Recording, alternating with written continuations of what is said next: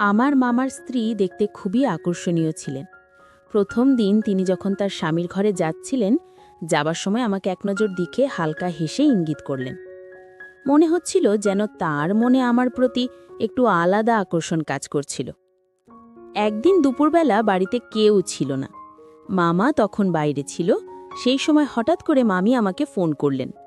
তার ফোন পেয়ে আমি দ্রুত বাড়িতে গেলাম এবং দেখি তিনি একা বসে নীরবে কিছু ভাবছেন। তিনি অনেক সুন্দর করে সেজেগুজে ছিলেন। মামি একদিন বললেন, তোর মামা অনেক ব্যস্ত থাকেন, আগের মতো সময় দিতে পারেন না। আমি অনেক কিছু আশা করেছিলাম, কিন্তু তা এখনো পুরোপুরি পাইনি। আজ তুই একটু তার কাজে সাহায্য করবি।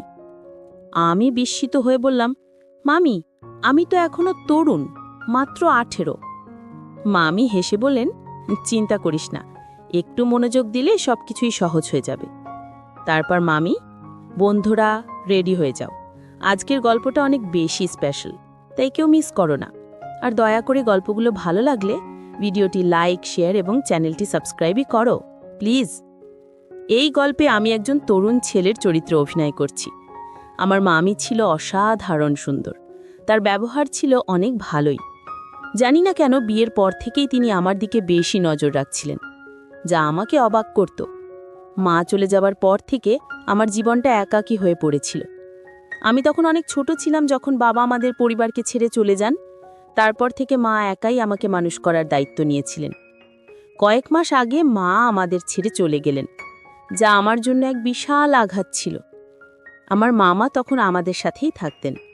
তিনি চুপচাপ হয়ে গিয়েছিলেন, সব সময় মায়ের স্মৃতির মধ্যে ডুবে থাকতেন। আর আমি তখন একেবারেই ছোট ছিলাম, নতুন বাস্তবতাকে বোঝার জন্য। তবে আমি নিজেকে সামলে নিয়েছিলাম। মামা খুবই আবেগপ্রবণ একজন মানুষ ছিল। এখন তো তিনি প্রায় রাতে মদ্যপান করে বাড়ি ফিরতেন এবং বাড়ি এসে না খেয়ে ঘুমিয়ে পড়তেন। আমি শুধু চুপচাপ তাকে দেখে যেতাম। একদিন মায়ের এক বান্ধবী আমাদের বাড়িতে এসেছিলেন। তিনিও মায়ের চলে যাবার খবর শুনেছিলেন, তাই 3-4 দিন আমাদের সাথে থাকলেন।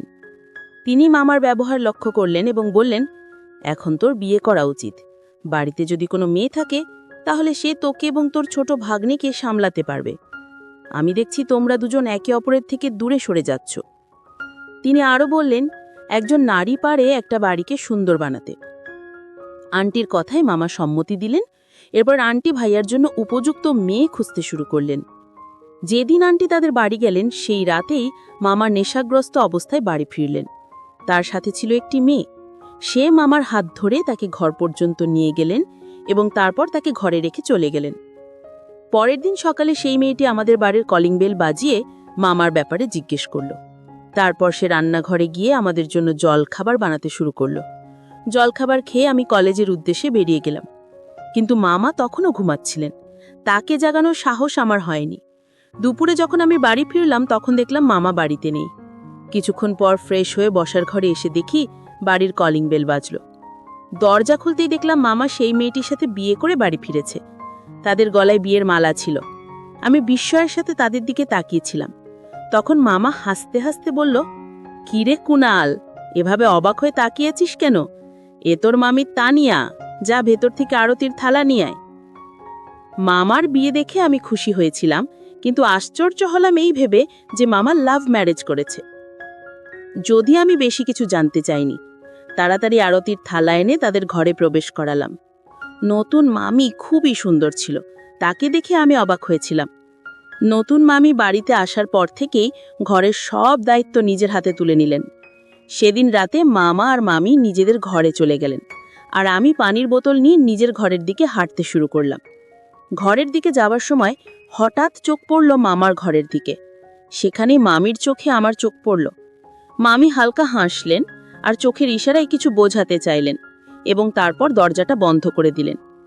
প্রথম দিনই তিনি আমাকে এমনভাবে দেখেছিলেন যেটা আমি তখন সাধারণ একটা ভুল বোঝাবুঝি ভেবেছিলাম, কিন্তু পরে বুঝতে পারলাম হয়তো তার মনোযোগ ছিল আমার মতো তরুণ ভাগ্নার দিকেই। পরের দিন সকালে মামা ঘর থেকে বেরিয়ে এলেন, তার মুখে এক অন্যরকম আনন্দের হাসি। মায়ের চলে যাবার পর তাকে এতটা খুশি আমি কখনো দেখিনি। ভালো হয়েছে যে মামা বিয়ে করেছে। মামি আসাতে তার জীবনে কিছুটা হলেও আনন্দ ফিরেছিল। মামি এসেই ঘরটাকে আবার প্রাণবন্ত করে তুলেছিল। মামি খুব ভালোভাবে বাড়ির দায়িত্বগুলো সামলে নিয়েছিলেন। আমি মামা আর মামির প্রেম কাহিনী জানতে খুবই আগ্রহী ছিলাম, কিন্তু মামার সাথে সে বিষয়ে কথা বলার কোনো সুযোগ পাইনি। সকালে নাস্তা করেই মামা অফিসের জন্য বেরিয়ে যেত, আর সন্ধ্যায় ফিরেই শুধুই মামির সাথেই সময় কাটাতো। এটাই তো স্বাভাবিক, কারণ তাদের নতুন বিয়ে হয়েছে। মামা সন্ধ্যায় বাড়ি ফিরেই ফ্রেশ হয়ে মামিকে কোথাও না কোথাও ঘুরতে নিয়ে যেত। অনেক সময় তারা বাইরে থেকেই রাতের খাবার খেয়ে আসতো এবং আমার জন্য খাবার নিয়ে আসতো। এইভাবেই দেখতে দেখতে মামা আর মামির বিয়ের 20 দিন পেরিয়ে গেল। একদিন কলেজ থেকে একটু তাড়াতাড়ি বাড়ি ফিরলাম। বাড়ি এসে মামির ঘরে গেলাম। দেখলাম মামি সুন্দর করে সেজে বসে আছে। তার গায়ে ঝলমলে শাড়ি আর মেকআপ একদম অন্যরকম লাগছিল। আমি মামিকে জিজ্ঞেস করলাম, কোথাও যাচ্ছ নাকি? তিনি মুচকি হেসে বললেন, না, আমি এভাবেই থাকতে পছন্দ করি, তাই নিজের পছন্দ মতো মেকআপ করেছি। মামির কথায় সায় দিয়ে আমি বললাম, মামি, আমি আপনাকে একটা প্রশ্ন করতে চাই। আপনার বিয়ের পর থেকে এই প্রশ্নটা আমার মনে ঘুরছে। একবার আমাকে সেই প্রশ্নের উত্তর দিয়ে একটু স্বস্তি দিন। তখন মামি আমার কাছে এসে আমার কাঁধে হাত রেখে আমাকে বিছানায় বসিয়ে দিলেন। মামি হেসে বললেন, বল, তোর প্রশ্ন কি? আমি মামিকে বললাম, আপনার প্রেমের গল্পটা জানার জন্য আমি খুবই আগ্রহী। মামার সাথে আপনার প্রথম দেখা কিভাবে হলো সেটা জানতে চাই। বাইজা তো কখনো নিজে থেকে কোনো মেয়ের সাথে কথা বলে নাই, তাহলে কিভাবে সে লাভ ম্যারেজ করলো? আমার কথা শুনে প্রথমে মামি হাসতে লাগলেন এবং তারপর বললেন, তুই তোর বয়স অনুযায়ী খুবই সরল, কিন্তু চিন্তা করিস না। এখন যখন আমি এই বাড়িতে এসেছি, তোকে একটু একটু করে স্মার্ট বানিয়ে দেব। মামি আমার প্রশ্নের উত্তর দিতে শুরু করলেন, তোর মামা আর আমার প্রথম দেখা হয়েছিল একবার বাস স্টপে। তখন তোর মামাকে বেশ চিন্তিত দেখাচ্ছিল। আমি একটু খোলামেলা স্বভাবের মানুষ, তাই আমি নিজেই তার সাথে কথা বলার চেষ্টা করলাম। এরপর থেকে আমরা প্রায় ওই বাস স্টপে যে দেখা করতাম, আর সে আমাকে প্রায় মদ্যপ অবস্থায় সেখানে দেখা দিত। আমি যতবারই তাকে দেখতাম তাকে বাসে ঠিকঠাক তুলে দিতাম। এভাবেই আমাদের কথাবার্তা বাড়তে লাগলো। একদিন তাকে বাড়ি পর্যন্ত ছেড়ে এলাম, আর সেদিনই আমরা আমাদের অনুভূতির কথা একে অপরকে জানিয়ে দিলাম। তোর মামা তো তখন একেবারে উচ্ছ্বাসে ভেসে গেল।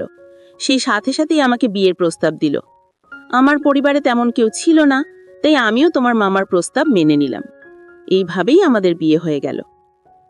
মামি আমাকে আশ্বস্ত করে বললেন, চিন্তা করিস না, তোর মামা আর কখনো মদ্যপান করে বাড়ি ফিরবে না। তাদের প্রেম কাহিনীটা বেশ মজার ছিল। তোর মামার মামির ব্যবহার আর ব্যক্তিত্ব খুব পছন্দ হয়েছিল, তাই আমাদের মধ্যে বিয়ে হয়েছিল। সত্যি বলতে মামি যখন থেকে এই বাড়িতে এসেছে, আমি একবারও দেখিনি যে মামা মদ্যপ অবস্থায় বাড়ি ফিরেছে। কয়েকদিনের মধ্যেই মামি পুরো বাড়ির পরিবেশটাই বদলে দিয়েছে। কিন্তু এখন আমার মনে প্রশ্ন আসতে শুরু করেছে যে বিয়ের পর মামি কি সত্যি আমার মামার সাথে খুশি আছে? কারণ মামির আচরণ একটু একটু করে পরিবর্তিত হতে শুরু করেছে। একদিন কথা প্রসঙ্গে মামি বললেন যে তোর মামা আমাকে প্রথমে তার চোখের চাহনিতেই পছন্দ করেছিল, কিন্তু আমি ভাবিনি যে সে এতটা সাধারণ হবে। আস্তে আস্তে আমি তার জীবনযাত্রায় পরিবর্তন আনছি, কিন্তু তার স্বভাব কবে বদলাবে সেটা আমি বলতে পারবো না। মামির এই কথাগুলো আমাকে একটু চিন্তায় ফেলল, কারণ এটা তাদের ব্যক্তিগত ব্যাপার ছিল। পরের দিন আমি একটু তাড়াতাড়ি বাড়ি ফিরলাম এবং দেখলাম যে মামার একজন বন্ধু বাড়ি থেকে বেরিয়ে যাচ্ছিল। সে বেরিয়ে যাবার পর আমি মামির ঘরে গেলাম। আজও মামি কালকের মতোই বেশ জাঁকজমকপূর্ণভাবে সেজেছিলেন। তাকে অসাধারণ লাগছিল। আমি মামিকে জিজ্ঞেস করলাম, মামি, মামার বন্ধু বাড়িতে কেন এসেছিল? আর আপনি এত সুন্দর করে সেজেছেন কেন? কোথাও যাচ্ছেন নাকি?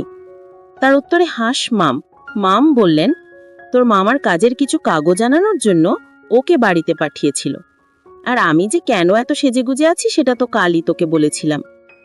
মামির কথায় আমি বিশ্বাস করে নিলাম এবং তারপর নিজের ঘরে চলে গেলাম। কিছুক্ষণ পর মামি আমার ঘরে এলেন। আমি তখন পোশাক পরিবর্তন করছিলাম, তাই ওনাকে দেখে একটু লজ্জা পেলাম। কিন্তু মামি আমাকে এক দৃষ্টিতেই দেখে যাচ্ছিলেন। তিনি হেসে বললেন, লজ্জা পাবার কি আছে?